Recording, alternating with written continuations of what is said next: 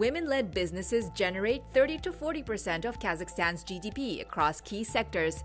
Building on that strength, a growing Turkic network is helping female manufacturers expand abroad, including through simplified access to Chinese buyers via the Horgos Trade Hub. What's fueling the rise of Kazakhstan's female entrepreneurship? Welcome to East-West Connect. We're highlighting business and economic opportunities in Kazakhstan and the wider Central Asia region, connecting with Europe and beyond. As of early this year, Kazakhstan now has 2.2 million SMEs, nearly half owned by women, mostly in Almaty, Astana, and Shymkent.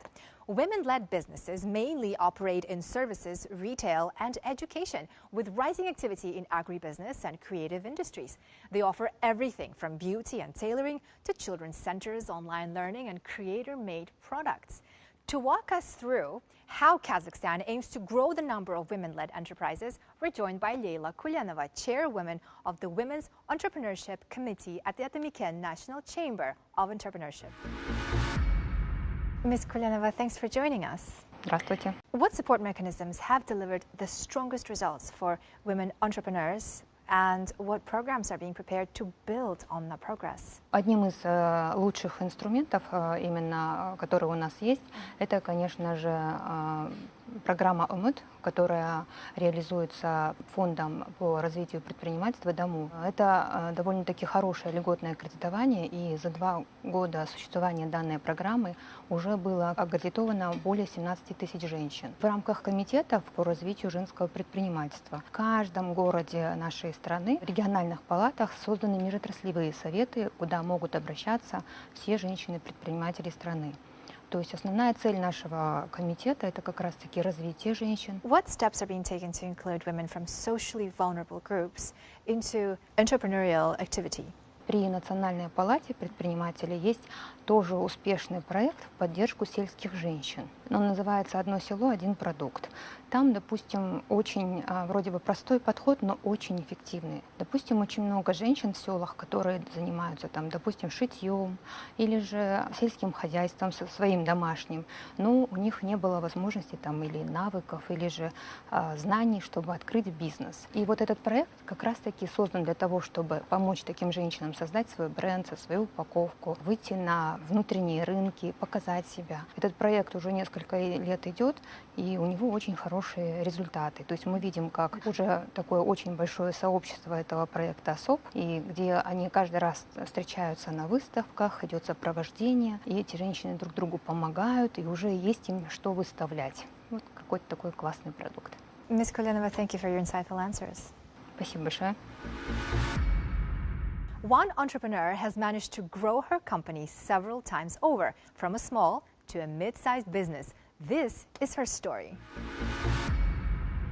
Leyla Irsaliyeva runs a catering company serving B2B clients, corporate events, and households, from salads and pastries to full-course meals. What began as a 65-square-meter kitchen with 3 staff has grown fourfold to a 40-person team, with plans to expand to 240 square meters by year's end.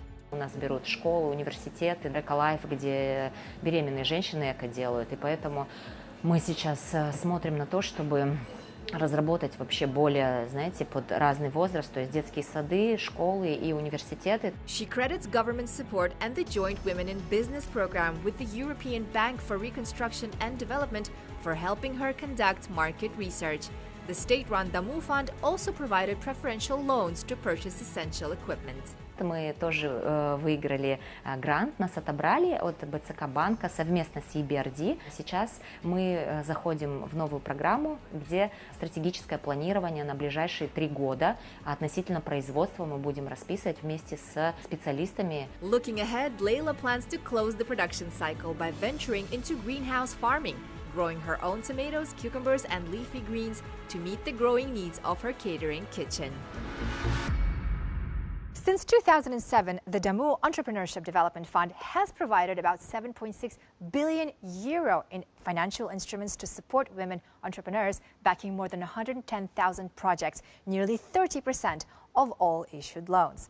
The government is also working with EBRD to unlock the potential of women-led SMEs through technical assistance and commercial banks. Joining us to discuss the outcomes of this program is the EBRD's Head of SME Finance and Development in Emerging Markets, Simone T. Atanasovsky.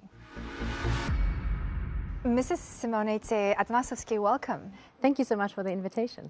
What economic impact could female entrepreneurship have in Kazakhstan and Central Asia, and what barriers still prevent women-led businesses from scaling? Global studies suggest that if women were to participate in economies on equal footing to men, the world would unlock up to $6 trillion in additional growth. And Central Asia and Kazakhstan is no exception to that. Two main barriers to this. First of all, women continue to face more obstacles when it comes to accessing financing.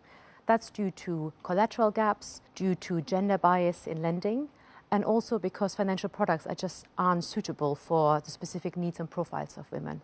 And secondly, they don't have the same access to business development opportunities. They have fewer networks, stereotypes and social norms prevent them from operating in higher growth sectors, and also unpaid care duties and responsibilities means that they have fewer flexibility and time to actually invest in their business. Our work here in Kazakhstan is embedded in a global EBRD Women in Business framework, which to date has channeled over €1 billion of investments into female-led enterprises and supported over 250,000 women across 23 countries. And here in Central Asia and Mongolia, the program has so far delivered over $360 million and supported 115,000 women to date. How can strengthening women-led SMEs contribute to regional stability, sustainable growth? We see, based on the Global Women in Business program that we operate, that actually we see very positive repayment behaviors and positive growth in our Women in Business